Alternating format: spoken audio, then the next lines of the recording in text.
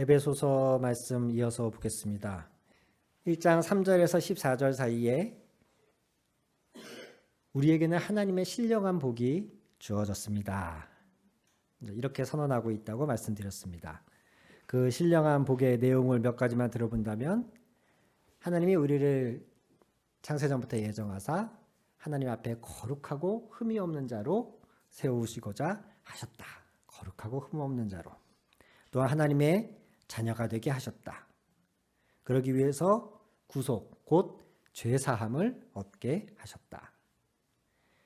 이는 우리가 하나님의 기업, 즉 하나님의 소유가 되었다는 선언이며, 이런 우리를 성령이 인치셔서, 성령이 함께 하셔서 마지막 때의 그 구속이 완성될 때까지 우리를 보증하고 계시다. 아멘. 이것이 사도 바울이 요약하고 있는 우리에게 임한 하나님의 신령한 복입니다. 우리에게 이러한 신령한 복을 하나님이 주시면서 그런데 기대한 것이 한 가지가 있으십니다. 무엇을 기대하셨느냐? 1장 6절에 보시면 6절 하반절에 하나님의 영광스러운 은혜를 찬미하게 하셨습니다.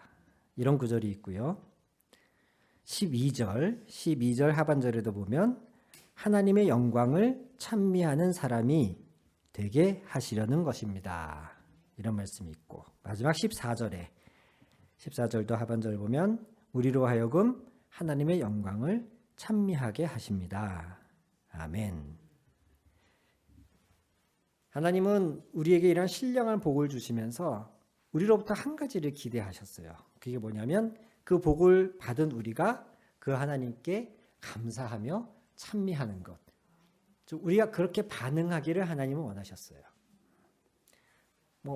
인간적으로도 그렇지 않습니까? 선물을 줬는데 받는 사람이 받았다는 얘기도 없고 고맙다는 얘기도 없고, 그러면 섭섭하듯이 하나님은 우리와 인격적인 관계를 원하시기 때문에 하나님은 우리에게 복을 주시고 받은 우리는 하나님께 감사와 찬미를 올려드리고, 이런 관계를 하나님은 원하세요. 이 사실을 알고 있는 사도 바울이 그러므로 라고 15절을 시작합니다. 즉 하나님은 우리에게 신령한 복을 주셨고 우리로부터 그런 찬미와 영광을 받으시기 원함으로, 이런 뜻이 되죠. 그러므로 내가 이렇게 기도합니다.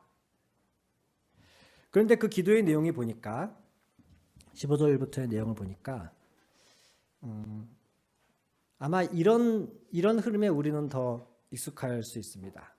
하나님이 우리에게 이런 신령한 복을 주셨으니까, 즉 이런 구원을 얻게 하셨으니까 우리의 삶에 여러 문제와 고통을 해결하여 주시거나, 우리가 하나님을 위해서 뭔가 큰 놀라운 열매를 맺을 수 있는 그런 사업을 계획하고 진행할 수 있도록 하나님이 도와주시거나, 더 많은 사람들을 전도해서 풍성한 전도의 열매를 맺게 하시거나, 이런 류의 기도가 우리는 익숙합니다.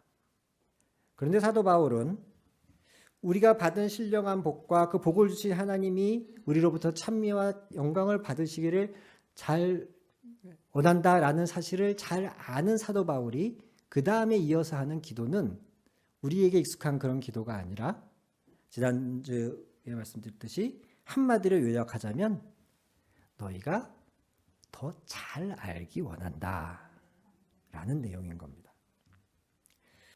하나님이 우리에게 주신 것과 우리로부터 기대하는 것이 무엇인지를 잘 아는 사도 바울이, 그런데 그럼에도 불구하고 우리가 더 알아야 됩니다. 더 잘 알아야 됩니다 라고 이야기한다는 얘기는 그 사이에 우리가 유추해 볼 수 있는 내용이 뭐냐면 우리로부터 그 반응이 잘 안 나오고 있다는 겁니다. 하나님은 신령한 복을 주셨고 그에 마땅한 반응이 찬미와 영광이 우리로부터 나오길 원하시는데,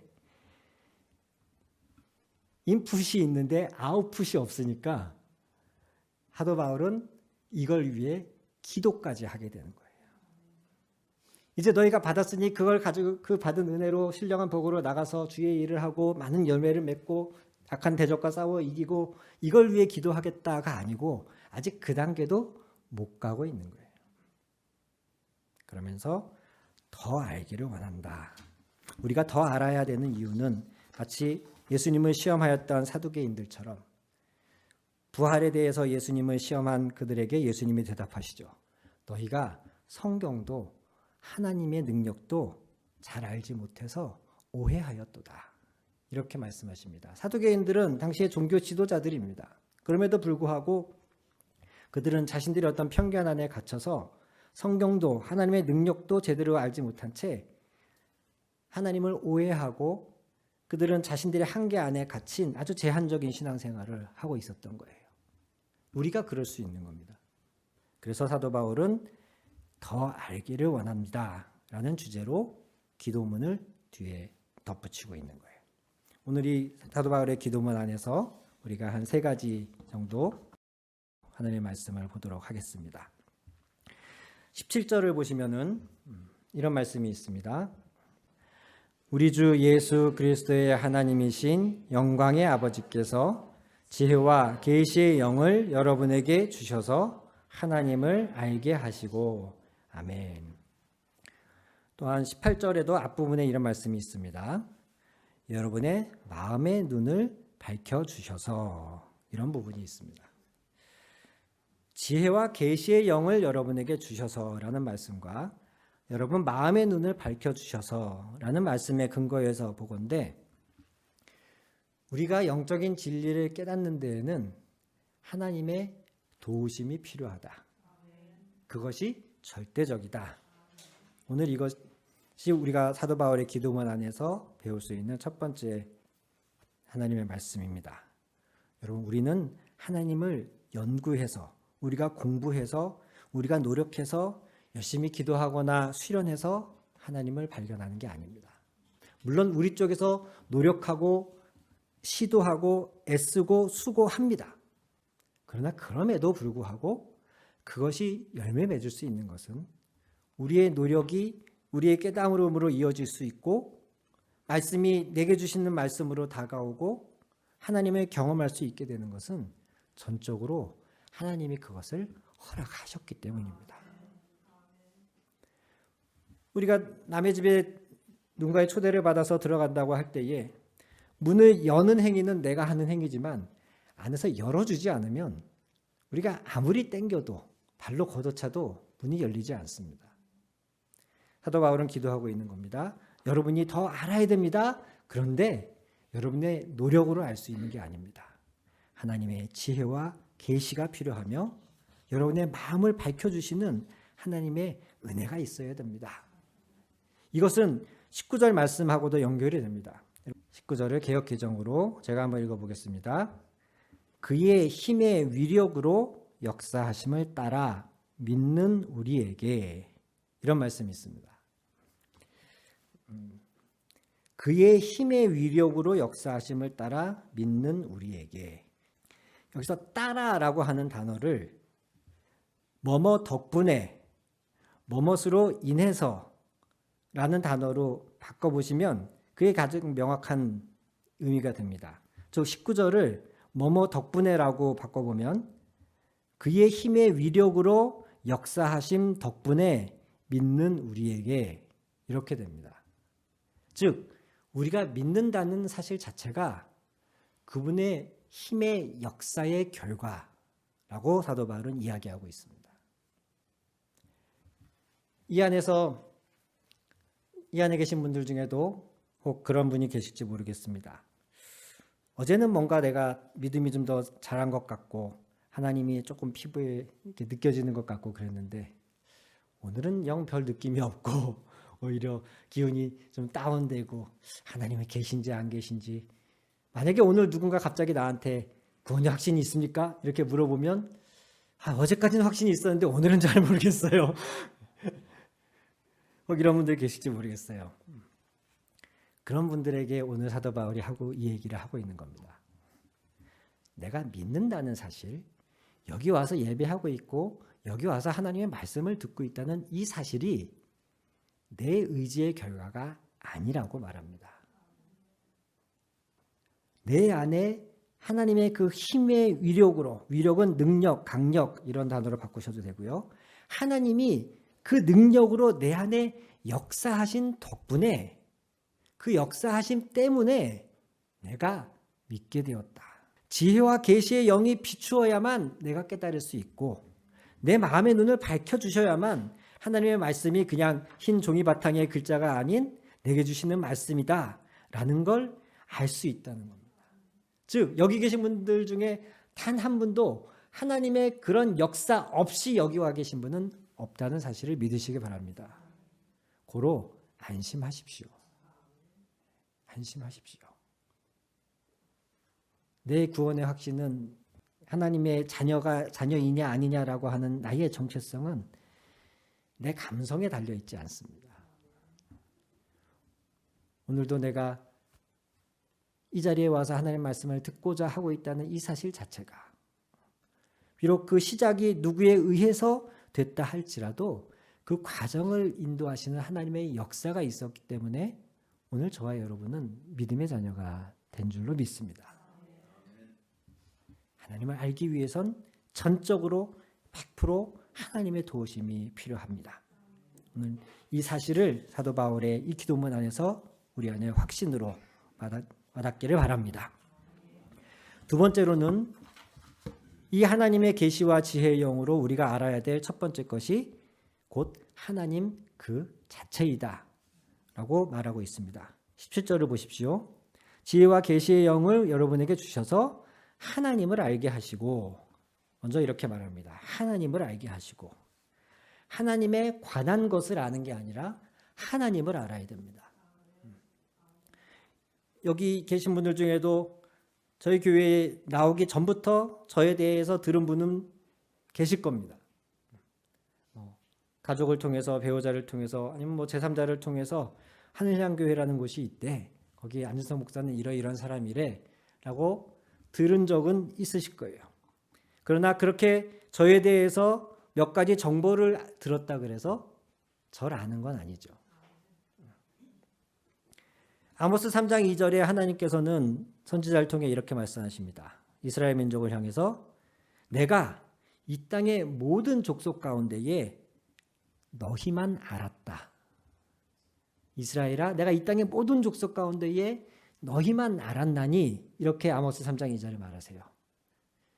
이 말은 하나님이 무지하셔서 세상에 얼마나 많은 족속이, 얼마나 많은 민족이, 얼마나 많은 나라가 있는지 상식이 없으셔서 오직 하나님이 알고 있는 인간은 이스라엘 민족뿐이다, 이런 의미가 아니죠. 그 모든 걸 지으신 하나님이 이 땅에 어떤 족속들이 있는지 모르셨겠습니까? 그런데 그럼에도 불구하고 내가 이 땅 가운데 모든 족속 중 너희만 안다라고 하실 때의 그 의미는 특별한 사귐, 특별한 교제, 특별한 인격적인 관계를 의미하는 것이죠. 우리가 하나님을 그렇게 알아야 된다는 겁니다. 성경 공부를 통해서 하나님에 대한 많은 정보를 얻을 수 있습니다. 그것도 중요합니다. 거기에서부터 시작하는 거 맞습니다. 그러나 그 이상의 내가 하나님을 아는 과정이 필요합니다. 여호수아서 24장을 보면 여호수아가 이제 이스라엘 백성들을 이끌어서 가나안 땅을 다 차지하는 그 과정을 다 마치고 자기의 할 일이 끝나고 이제 하나님 부르실 날이 얼마 남지 않은 시점에서 여호수아는 남겨져 있는 이스라엘 민족들에게 이렇게 말합니다. 참 아이러니한 건 출애굽의 역사와 40년간의 광야 생활, 그리고 가나안 땅을 정복하는 그 오랜 시간 동안 하나님이 함께 하시고 역사하셨음에도 불구하고 이스라엘 민족들 안에는 여전히 적지 않은 우상들이 존재했었고요. 하나님과 그 우상들 사이에서 갈팡질팡하는 모습들이 있었습니다.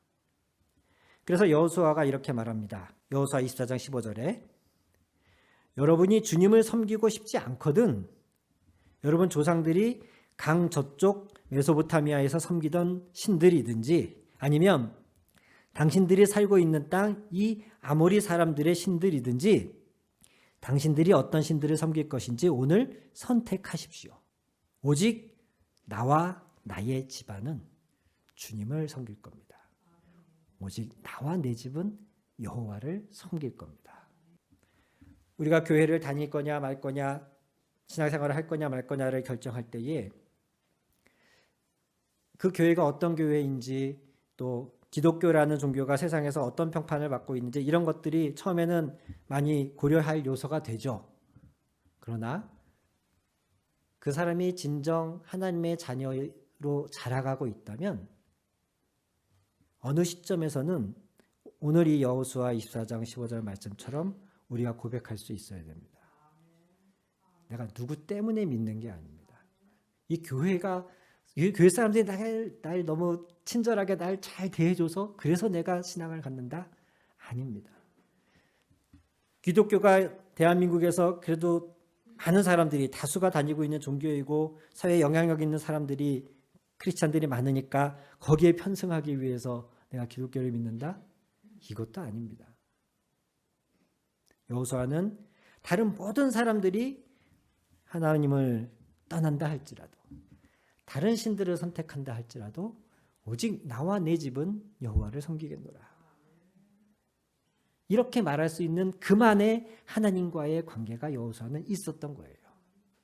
이렇게 말할 수 있는 하나님에 대한 그 알미 여호수아 안에는 있었던 거죠. 사도 바울이 오늘 말하고 있는 너희가 지혜와 계시의 영을 받아서 하나님을 더 알기 원한다라고 할 때의 알은 바로 이런 알입니다. 정보나 지식으로가 아니라 다른 사람의 간증을 통해서 와, 저 사람 간증을 들어보니까 하나님은 진짜 놀라운 분이야. 이런 수준의 알미 아니라 내가 만난 하나님, 나를 만나주신 하나님, 다른 누가 뭐라 그래도 내게 말씀하시고 내게 응답하시는 그 하나님에 대한 체험이 여러분은 있어야 됩니다. 그렇게 하나님을 더 아시기 바랍니다. 이렇게 기도하고 있는 것이죠. 오늘 저와 여러분에게도 그러한 하나님과의 친밀한 역사가 경험들이 더 풍성해지기를 축원합니다. 세 번째로는 하나님 그 자체를 알아가다 보면 아는 과정이 우리의 신앙생활인데 그 신앙생활 안에서 하나님이 구체적으로 어떻게 역사하시는지 그것에 대해서 우리가 알아야 됩니다. 이렇게 바울 사도는 이야기합니다. 18절과 19절의 내용입니다. 여러분의 마음의 눈을 밝혀주셔서 첫 번째로 하나님의 부르심에 속한 소망, 하나님의 부르심에 속한 소망, 우리가 그것을 알아야 되며 두 번째로 성도들에게 베푸시는 하나님의 영광스러운 상속, 기업이란 단어로도 우리는 익숙하죠. 우리에게 주시는 하나님의 그 영광스러운 상속, 기업이 얼마나 풍성한지 그것을 알아야 되며 세 번째로는 19절에 하나님의 그 능력으로 믿게 된 우리에게 강한 힘으로 활동하시는 하나님의 그 능력이 얼마나 엄청나게 큰지 이것을 우리가 더 알기 원합니다. 바로 이렇게 말합니다. 이 세 가지를 가만히 살펴보면 3절에서 14절에 우리가 받은 신령한 복이라는 것들과도 연결이 됩니다. 첫 번째로 우리가 알아야 된다고 말한 하나님의 부르심에 속한 소망, 하나님의 부르심이라는 단어가 자연스럽게 1장 3절부터 내용 안에 있는 하나님의 택하심, 하나님의 선택, 하나님의 예정 이런 단어와 연결이 됩니다. 하나님이 우리들을 예정하시고 선택하셔서 우리를 부르신 것이죠. 즉 그리스도인으로서의 삶의 출발점, 그게 하나님의 부르심입니다. 그 부르심 안에 얼마나 놀라운 소망이 있느냐, 그 소망을 우리가 날마다 더 알아야 됩니다 라고 바울 사도는 기록하고 있는 것이에요. 하나님이 나를 부르셨다 라고 우리가 생각하면 하나님 날 부르셨을 때에 어떤 기대감이 드십니까? 학교 다닐 때 학생 주임이 나를 찾는다. 학생 주임이 1학년 4반 안준석 교무실로 와. 그 부르심에는 어떤 기대가 드나요? 두려움이 생기죠. 좋은 기대가 아니라 내가 뭘 잘못했지? 오늘 머리가 좀 길었나? 저희 때는 두발 단속이 있었으니까. 내가 교복이 어디가 아닌데 나 교복 줄이지도 않았는데 학생 주임의 부르심은 우리에게 두려움과 불안함을 가져옵니다. 하나님의 부르심은 여러분에게 어떻게 다가옵니까? 하나님이 나를 불렀다라는 사실 자체가 어떻게 좀 기분이 좋으세요? 좀 긍정적으로 느껴지세요? 무지하게 좋습니다. 아니면 뭐 별다른 느낌이 없으세요? 하나님이 날 부르셨다. 이게 느낌이 있어야 된다고 바로 말하는 겁니다. 하나님의 부르심의 소망을 알기 원합니다. 하나님이 날 부르셨다는 그 사실 안에서 우리는 다양한 소망이, 다양한 희망이 우리 안에서 막 꿈틀거려야 된다는 거예요. 신약 성경 전체가 그거를 말하고 있는 겁니다. 하나님이 날 부르셨다. 그것은 꼭 나를 죄인된 삶에서 하나님의 의인으로 새롭게 하시겠다. 하나님과 원수된 상황에서 나를 하나님의 자녀로 삼아주시겠다.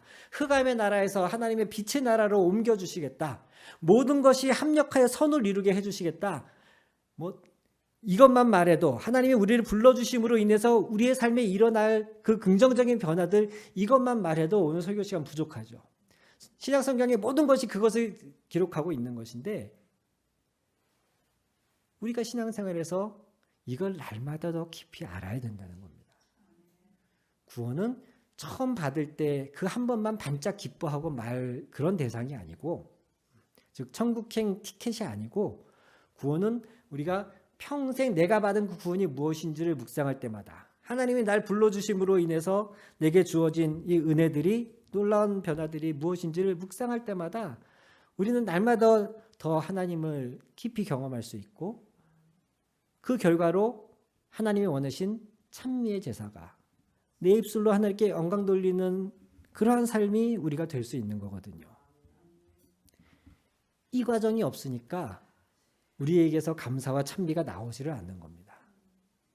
하나님의 부르심의 소망이 처음에 구원의 확신이 있을 그때는 잠깐 좋았는데, 하나님이 나를 부르심으로 인해서 내 삶에 어떤 은혜들이 주어지는지 이걸 온전히 알지 못하니까, 사도계인들이 부활에 대해서 잘 알지 못해서 그들의 삶이 온전한 은혜를 누리지 못했던 것처럼, 우리도 이미 임한 그 부르심을 내가 인지하지 못해서, 내가 날마다 그거를 내 마음속에 풍성히 누리지 못해서 우리는 받은 복마저도 실감하지 못하고 살고 있다는 거예요. 사도 바울이 그게 안타까워서 여러분을 위해서 기도합니다. 여러분이 하나님을 더 알기를, 그리고 하나님의 부르심의 소망이 뭔지 더 알기를 내가 기도합니다. 이렇게 말하고 있는 거죠. 부르심으로 우리의 신앙생활이 시작이 되었다면 하나님이 우리에게 주시는 기업, 상속, 그건 그리스도인의 끝을 의미합니다. 우리가 마지막 때에 하나님과 함께 누릴 그 은혜와 영광, 이것 또한 말하기 시작하면 너무나 많은데, 이 영광, 우리가 마지막 때에 받을 그 기업의 핵심은 우리가 하나님과 영원히 얼굴을 마주 대함같이 함께 할 수 있게 되는 것인 줄로 믿습니다. 우리가 마지막 때에 그리스도와 함께 왕노릇하리라 이렇게 약속해 주셨고, 우리가 갈 하나님의 도성이, 저 천상에 있는 하나님의 예루살렘이 어떤 곳인지 요한계시록이 쫙 너무나 아름답게 설명하고 있습니다. 그 모든 것이 너무 귀하고 좋고 우리는 거기에 희망을 품어야 되지만, 그러나 아무리 아름답게 온갖 휘황찬란한 재료들로 구성되어진 천국 도성이라 할지라도, 그것이 천국인 핵심은, 천국인 이유는 거기에 주님이 계시기 때문이에요.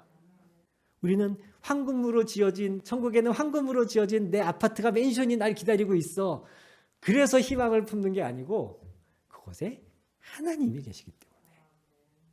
지금은 멀리 떨어져서 그림자를 보듯이 우리가 그분을 느끼고 있지만, 그때가 되면 마지막 때에는 우리가 그분과 영원히 얼굴을 마주 대하며 볼 수 있다는 그 희망이, 그 기업에 대한 확신이 오늘을 살아가는 우리에게 찬미와 감사와 영광을 돌릴 수 있게 해준다는 겁니다. 그런데 그것을 우리가 망각하고 사니까, 내 삶의 마지막이 이러한 놀라운 은혜와 영광이 기다리고 있다는 사실을 우리가 망각하고 사니까 자꾸 지금 눈앞에 있는 것에 초점이 맞춰지고, 우리는 그날그날의 상황에 따라서 일희일비하며 살게 되는 겁니다. 이것을 안타깝게 여긴 바울이 말하는 겁니다. 여러분이 장차받을 그 기업, 여러분이 상속하게 될 그 놀라운 영광, 이걸 날마다 더 알기 원합니다. 시작이 부르시며 끝이 우리가 받을 기업이라면 그 과정에서는 하나님의 능력이 우리와 함께 하십니다. 우리 한번 19절 볼까요? 그 개역 개정으로 한번 읽어보겠습니다. 그의 힘의 위력으로 역사하심을 따라 믿는 우리에게 베푸신 능력의 지극히 크심이 어떠한 것을 너희로 알게 하시기를 구하노라. 아멘. 사도 바울은 하나님 우리에게 능력을 주십시오 이렇게 기도하고 있지 않습니다. 이미 우리는 믿을 때부터 믿기 시작한 그 과정 자체가 하나님의 능력의 결과입니다, 여러분. 그리고 그 능력이 지금도 여러분과 함께 하십니다. 그 능력이 얼마나 큰지 제발 여러분이 실감하시고 느끼시고 누리시길 바랍니다. 이게 사도 바울의 기도입니다. 하나님 이들이 구원은 받았는데 세상을 이길 능력이 없습니다. 제발 능력을 부어 주시옵소서. 이런 기도가 아니고 이미 기적 같은 하나님의 능력으로 저와 여러분이 믿음을 갖게 되었습니다. 우리 안에 이 놀라운 일을 행하신 하나님이 지금도 동일하게 역사하고 계시니 그 하나님의 능력을 더 아시고 더 누리십시오. 그러면서 그 능력의 가장 대표적인 예로 부활을 예로 들고 있는 겁니다.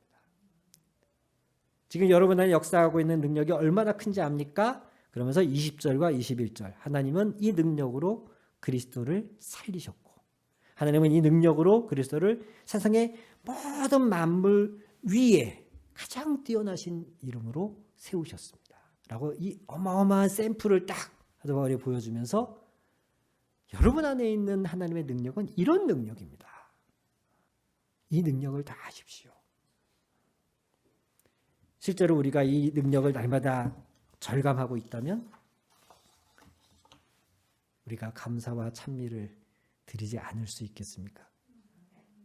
우리의 삶에 불평이나 불안이나 염려가 많은 것은 우리가 이 염려를 망각하고 있거나 그냥 머리로만 알고 실제 가슴으로는 믿지 못하기 때문일 거라고 생각합니다.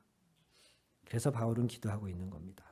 여러분, 구원은 천국 가는 티켓 지금 따놓고 남은 인생은 그저 내가 어떻게든 잘 살아보려고 아등바등하면서 이 세상과 경쟁하고 세상과만 경쟁해도 힘든데 이제는 그리스도인이 됐기 때문에 그리스도인답게 살아야 한다는 또 다른 짐을 하나 여기다 얹어지고 그렇게 힘들게 고되게 고난의 길을 가는 것 그게 신앙생활이 아닙니다. 그리스도인의 삶은 구원받은 시점에서부터 부르심을 받은 그 시점에서부터 하나님을 더욱 알아가는 삶입니다. 그 알아감이 깊으면 깊을수록 우리는 하나님을 찬미하게 될 수밖에 없습니다. 이것을 위해서 내가 여러분을 위해 더 기도합니다. 여러분, 하나님을 더 아십시오. 사랑하는 하늘향교회 성도 여러분, 우리는 하나님의 위대한 능력, 그 전능하심으로 인해서 하나님을 알게 되고 믿게 되고 오늘 이 자리에 나왔습니다. 나의 출발점에 주님이 계십니다. 하나님이 여러분을 부르신 줄 믿으시기 바랍니다. 그렇기 때문에 불안해하지 마십시오. 나를 성찰하는 것은 굉장히 중요하지만 나 자신을 근거로 나의 신앙을 결정짓거나 내 자신이 어떠하냐에 따라서 하나님이 나를 바라보시는 관점이나 그 마음이 바뀔 것이라고 그렇게 생각하지는 마십시오. 내가 어떠하든 나를 부르신 그 하나님이 동일하게 나의 모든 삶 안에 그 능력으로 함께 하시며 마지막 때에 내게 주실 그 놀라운 영광의 기업, 그것을 예비하고 계신 줄을 믿으시기 바랍니다. 그 믿음으로 오늘 하루를 힘차게, 오늘 하루를 주님과 동행하며 즐겁게 사시기를 축원합니다. 구원은 하나님의 은혜로 받고 신앙생활은 내 힘으로 한다? 아닙니다. 구원도 하나님의 은혜로 받고 하루하루의 우리 그리스도에 대해 신앙생활도 하나님의 은혜와 능력으로 하는 겁니다. 오늘 내가 힘이 없으면 하나님 왜 이렇게 힘이 없지 이렇게 생각하지 마시고 하나님 안에 내가 있다는 그 사실 자체를 잠잠히 묵상하세요. 오늘 바울의 기도처럼 이미 내게 주어진 것들을 내가 인지하고 인식하고 그것을 누릴 수 있게 해달라고 기도하세요. 하나님은 신실하시기에 사도 바울을 통해서도 이 기도를 하게 하신 것처럼 우리의 삶을 통해서도 이 기도를 이루어 가실 줄 믿습니다. 기도하시겠습니다.